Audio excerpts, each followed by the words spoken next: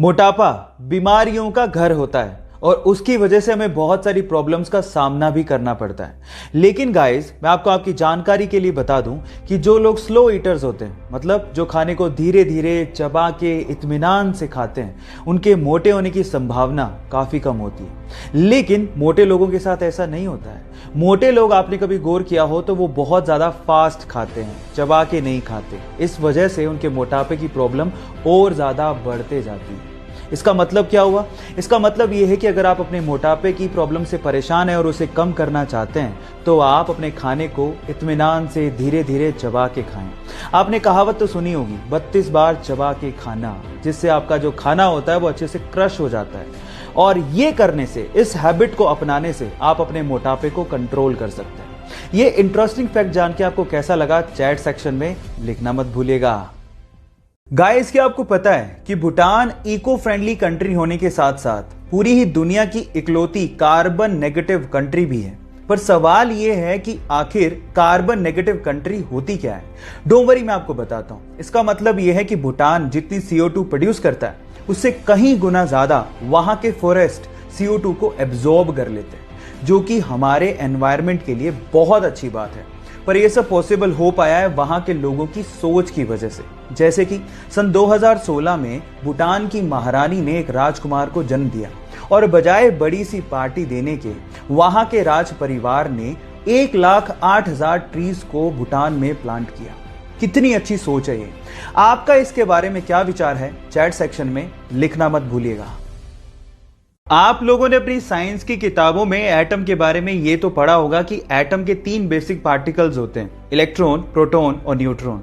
लेकिन interesting story है इनकी डिस्कवरीज को लेके। इलेक्ट्रॉन की डिस्कवरी सन 1897 में सर जे थॉमसन ने अपने कैथोड रे ट्यूब एक्सपेरिमेंट से की थी। उसके ठीक 12 साल बाद उन्हीं के स्टूडेंट रदरफोर्ड ने गोल्ड फॉइल एक्सपेरिमेंट से प्रोटॉन को न्यूक्लियाई में डिस्कवर किया था। और फिर उसके बाद सन 1932 में रदरफोर्ड के स्टूडेंट जेम्स चैडविक ने न्यूट्रॉन को डिस्कवर किया था। मतलब ये तीनों एक दूसरे के स्टूडेंट थे। और मजे की बात ये थी कि इन तीनों को अपनी डिस्कवरीज के लिए नोबेल प्राइज भी दिया गया था। क्या ये फैक्ट आपको पहले से पता था? और अगर नहीं पता था तो चैट सेक्शन में लिखना मत भूलिएगा। हुंडई दुनिया की सबसे बड़ी कार मैन्युफैक्चरिंग कंपनीज में से एक है। आप लोगों ने इसका लोगो तो देखा ही होगा, लेकिन क्या आप इस लोगो का मतलब जानते हैं? शुरू में तो ये सिर्फ एक लेटर H की तरह दिखता है, जो कि शायद आपके हिसाब से हुंडई को रिप्रेजेंट करता होगा, लेकिन इसका एक हिडन मतलब भी है।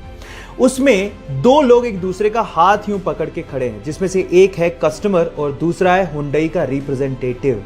और वहां पर यह बताने की कोशिश की जा रही है कि कस्टमर और हुंडई के बीच में ट्रस्ट और सेटिस्फेक्शन का एक रिलेशनशिप है। क्या इस हिडन मतलब को इससे पहले तक आप लोग जानते थे? और अगर नहीं जानते थे तो चैट सेक्शन में लिखना मत भूलिएगा। गाइस, आप लोगों ने लोयन, टाइगर, इन सब स्पीसीज के बारे में तो सुना होगा, लेकिन क्या आपने कभी लाइगर के बारे में सुना है? Liger, LIGER।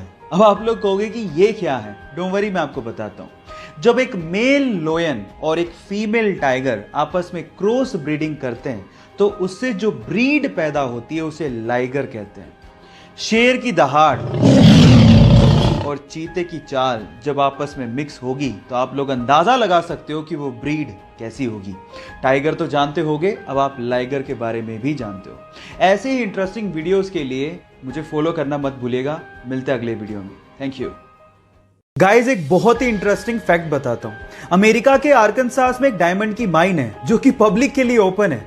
मतलब यह कि वहां पे कोई भी जा सकता है, डायमंड को ढूंढने की कोशिश कर सकता है, और अगर डायमंड मिल गया तो वो डायमंड उसका। इस माइन का नाम है crater of diamond state park, जो कि 911 एकड़ में फैला हुआ है। सुबह 8 बजे खुलता है, लेकिन उसके लिए एक टिकट लगती है लगभग $8 की, यानी कि 570 रुपए के करीब। और वहां पर आपको डायमंड कैसे खोजा जाता है वो भी सिखाया जाता है।